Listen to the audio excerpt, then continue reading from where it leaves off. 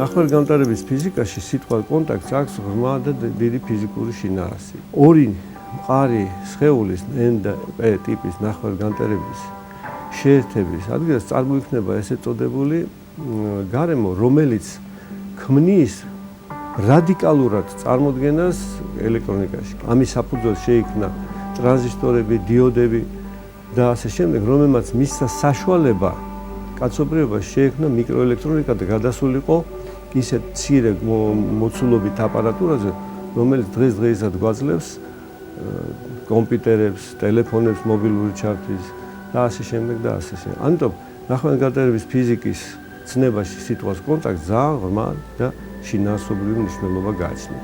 მაგრამ ამის გარდა ეს კონტაქტი შეიძლება დამყარდეს არა უშუალოდ ფიზიკური ორი გარემოს შორის, არამედ შეიძლება ადამიანებს შორისაც დამყარდეს.